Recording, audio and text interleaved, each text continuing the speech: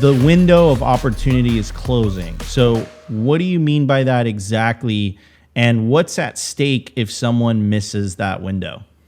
Look, let's say Bitcoin goes to $100,000. Let's not even imagine the three, four, $500,000 price point. Just say $100,000. You know how many people have just a random $100,000 sitting around to buy something that they don't even understand? It ain't that many people, right? They've got property. The majority of those people are going to be in the $500,000 to $30 million net worth range.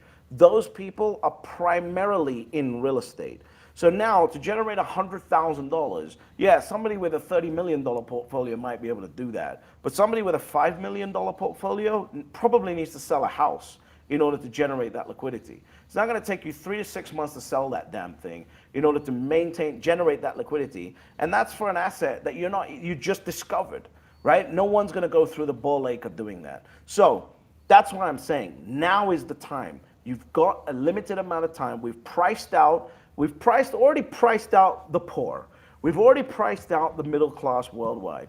We're now pricing out the upper middle class worldwide, and soon we're going to price out the lower multimillionaire worldwide, because a multimillionaire who's got a $4 or $5 million net worth does not have $200,000 or $300,000 lying around in cash, right? Most people don't understand that because they've never really touched any wealth.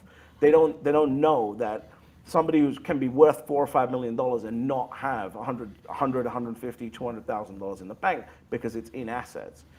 Those are the people that need to get their head straight right now, because you are walking into a mess here. You're going to walk into an environment where your property portfolio is not going to keep up with the amount of money that's being printed. Your stock portfolio is not going to keep up with the amount of money that's being printed.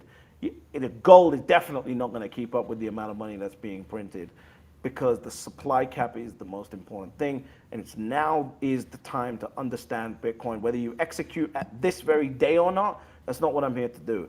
What I'm here to tell you is start learning, get serious. The fact that you gotta be one egotistical SOB to say that Larry Fink and BlackRock are in this asset on TV talking about it, but I don't wanna learn about it. If that's your mindset, you deserve to be poor. Yeah, I mean, oh, that's a very strong statement. But let's just say that the writing is on the wall for you. I mean, this is something, especially if you've been in Bitcoin for a little bit. It's my 8th year at this point, and just from personal experience, what I've seen is most people I eventually convince, not the first year, maybe not the second year, but eventually, because of NGU technology. NGU technology is beautiful like that, right?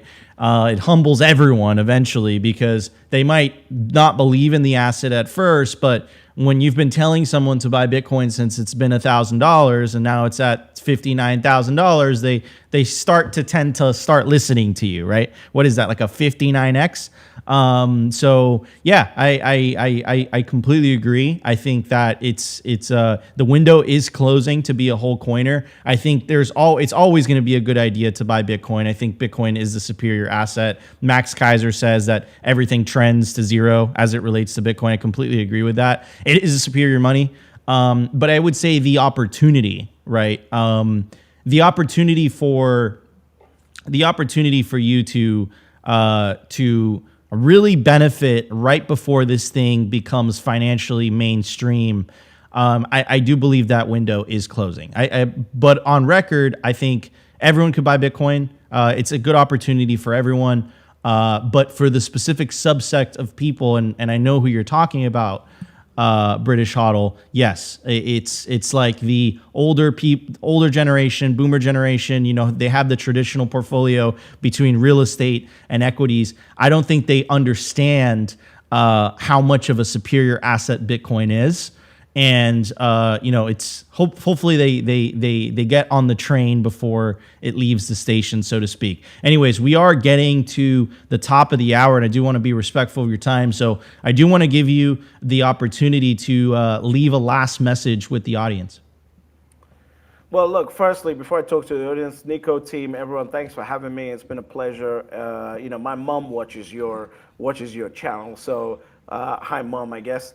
Look, at the end of the day, it's now time to get serious. All of this, BS that we all do, talking on Twitter all day, YouTube all day, everything else is not relevant. Your progeny, your children, your grandchildren, whoever's carrying your last name, 30 years from now is not going to care that you were here to watch a YouTube video. What they're going to care about is how much Bitcoin you have, because it is a monetary network, it's not a human network. So the amount of Bitcoin one owns is the most important thing, not the amount of people that are into it. So get to 1 Bitcoin, make that your North Star, and if you are at there, get to a certain amount that's a percentage of your net worth, and protect it at all costs. Of course, the primary objective is self-custody, but then don't be shy to look at these other opportunities that are coming in to the world right now as a result of how much progress Bitcoin has made into this world.